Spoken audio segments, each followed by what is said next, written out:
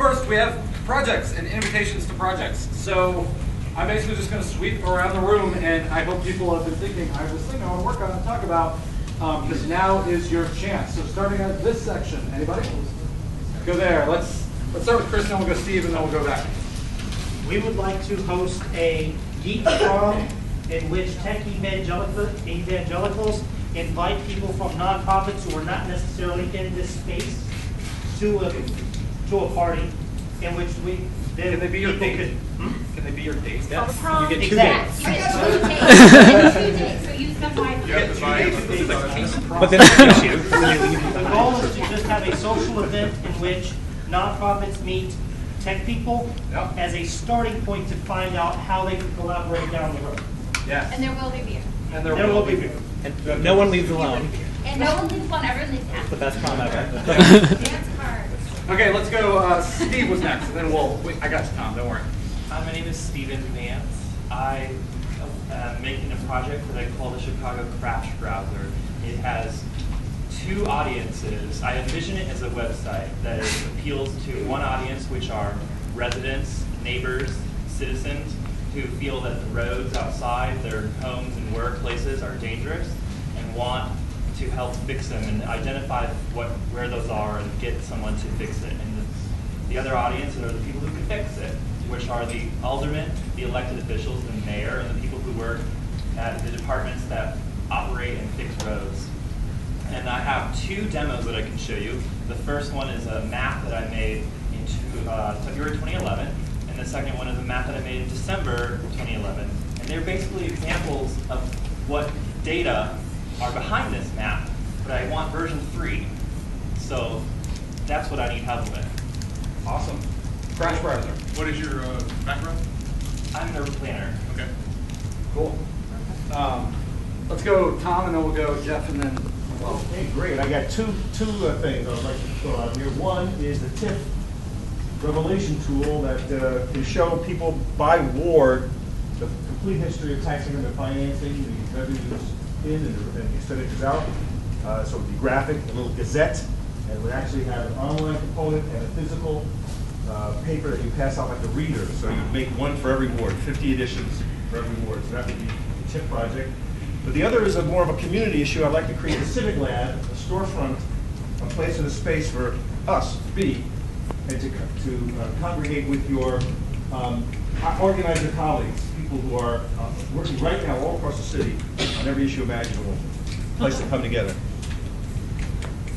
I've heard that idea pitched like 12 times in 12 different ways for the last 2 months, and I love it. So yes, let's talk about that. Jeff. I'm sorry to be that guy, but I'm representing a couple of different things here. If you are interested, and I'll put it all up there, iGo car sharing. I work for CNT, and then iGo is their affiliate, and they want to produce a couple of apps, which like a ridership app and a couple other things, which I can put up a list up there. CNT. Point of clarification. iGo is the nonprofit alternative to Zipcar. Local Chicago-owned, all revenues in excess of expenses go to fund really awesome transit projects for the Center for Neighborhood Technology. So they are super awesome, and it's a lot like Zipcar, but like awesome. So. And right now, just for a real quick thing, if you go there, you can sign up and get a $50 credit. You get the Chicago Plus card, which you can use then in CTA. And so they've got 250 cars and 15,000 members. Yeah. All right. Thing 2. It's the Center for Neighborhood Technology has a program called Equity Express, which is helping lower-income individuals look at their finances in a very detailed way and look at ways that they can save money by being more green. And that's one thing that I would like to talk about today. And another thing is based off an idea of civic footprint. You enter an address. You can see everyone who represents you from what precincts you are in, what ward, all county, all the way up to your president, who I hope you know already. And then on top of that, adding a separate thing that you can, by location, find out all the service organizations that are in your neighborhood and all the progressive organizations that are working on different issues that affect where you live. Cool. So that, Malawi. Okay. Hi everyone. Here, so Sheila, me, and G, the three developers that did develop New Parquet, which you might have seen on Tolva's slides. It was it won a bunch of awards. It's basically, we have a demo of the app. It's really awesome, but it's, as Tolva was a really good way of describing it. It's a 24/7 town hall for a little community, underserved community in Chicago, just to get everybody in the community engaged in redeveloping a park in their community. And we'll tell you more about what the app exactly does. What we are doing now is we want to do the rest of the development now that the app's competition is over. We want to continue doing the development in open source. But we don't want to just say, here it is in open source, go fork yourselves. Programmer joke.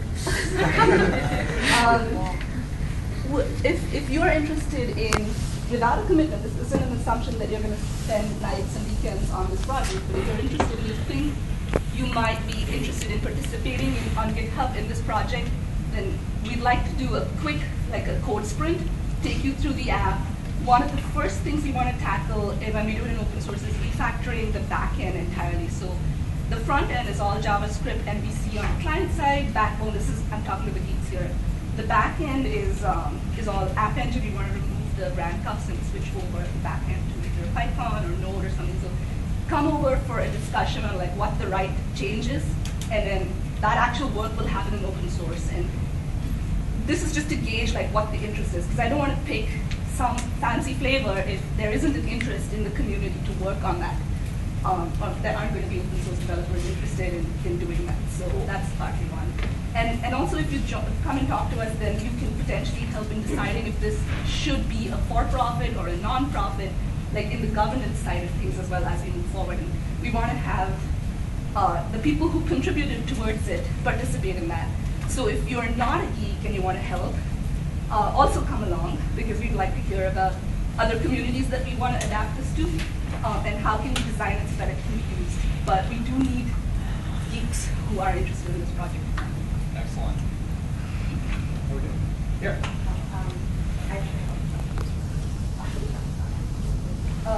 We're working on a crime alert app. So there's no paucity in crime data. That is one thing that the city is very much focused on. But what's problematic about that crime data is that it's an incident report. So it could have 5 or 6 crimes in one incident. You're only seeing the highest prosecutable crime. So you look at a crime map and you see a theft. It could actually be a theft and a sexual assault, or it's not a violent assault. But it's not going to reflect that for our community. And if that's something that you're looking at to keep yourself or your family safe, that is very problematic. So what we're trying to do is to fill in those gaps and then create a way to alert people, geolocate, and have that be highly filterable for your interests and needs. We're looking to optimize for mobile by summer. We currently have a web app. We have some screenshots and all of our links listed, so if anyone's interested. What, is there anything you want to do today? Today, Chat about it? chat about it. Great. Okay. So chatting about crime alerts. Back here. My name's Paul. Myself and another individual working on a web application. The application designed to allow young women who are looking to move into the city to find out about the city, to find out about a neighborhood, find out about what's going on in that neighborhood, how safe that neighborhood is, whatever is relevant to them in terms of, I want to move to the city, I don't know the city, I want this. I need feedback, particularly young women, and I need people who might be interested in helping out the design work, maybe program work, that kind of stuff. Okay. That should be the first topic for your prom. Young women, come here. I know, we're having a prom, and by the way, Paul would like to meet some young women. Don't tell them what. That's weird. Yes. So they can be seen. Let's go, Kate. Hi, this is a really selfish request. So I'm writing a book on civic apps competitions for O'Reilly, and one of the things I'm really focused on is what people think apps competitions can achieve and what they cannot achieve. I'm interested to hear from pretty much everybody in this room, particularly developers, on why they do or do not choose to enter this kind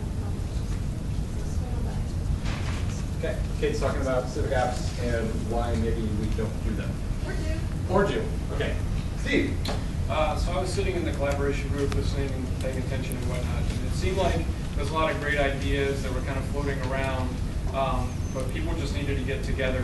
And I sort of pitched an idea, and I think Scott, you said something that sort of was like, I don't want another tool, another place to go to. So I started thinking, you know, what if there was some type of other service that was like, you know, I'll tweet for you or something that nonprofits could go to and could put in it like a request or a question. And as a developer or whoever, I could say, hey, I give you permission to retweet this through my account so you can get that message out to all of my followers and potentially all of everyone else's followers that allow this permission to happen. And then there'd be a dashboard that could pay attention to all the conversation that's happening inside that Twitter thread so that folks can ask a question like, who's the best Drupal developer in Chicago? Or I'm trying to do this project, where do I go? Or whatnot. And they could see the entire conversation without requiring me, the one who's volunteering my Twitter feed, to have to go to a website and see the request, receipt, or whatnot. And, you know, in the morning, I'm going to check all my tweets anyway. So I don't really have any. I just want to talk to folks and see if maybe that's something that'd be feasible. Would that be doable? Would that help solve problems? You know, what would be a good way to kind of approach that? So Cool. Twitter-based rebroadcasting of requests? for sure. For sure. Steven. There was another hand over here. Now. So I talked a little bit about the library that I'm working on earlier. We're kind of at a crossroads right now where there's a couple specific but also a little bit more abstract things that we need. The first one is the way that we originally designed our data was to work with search engines, so it's all keyworded. So I would love some expertise from the standardized data folks in the room to do a little bit of thinking around how do we take the data that we have and how well it works in search and makes the media that we have visible, but also makes it useful for folks like you to be able to take our data and to layer cultural data in the city over the types of applications that you're using or that you're building and actually make use of this stuff. And then the second crossroads we're at right now is we were originally planning to try to create this project as a piece of open source software so that anybody who wants to start in their own city could go and take this and download it and modify it to suit their own city's needs. But we've been thinking more recently about would we get scaled faster if we just built this as a platform that other cities could come and build off of or join or just start uploading their media to it. And so that's a big question for us right now is do we go and release the open source software that can be modified and installed on different servers, or do we go and try to scale this as a platform and get all this stuff in the same place at the same time? And there are perils and benefits of each, and if anybody would like to give me some more perspective on where they think that we should go with that, what's the most beneficial application. Steve, just wanted to. I'm probably going to go with Pete to go get the keg of beers, so if anybody wants to talk to me about that, it'll be after I get beers.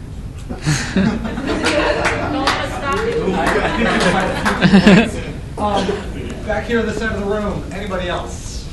Yes. I just, I'm not asking for help, but I am offering help. I put a thing there with blue tape on it. If you are a dev who is trying to read from the Socrata API, it has the worst query facilities you ever saw. They're working on the new one. But in the meantime, socrataquery.org. Check it out. It's an app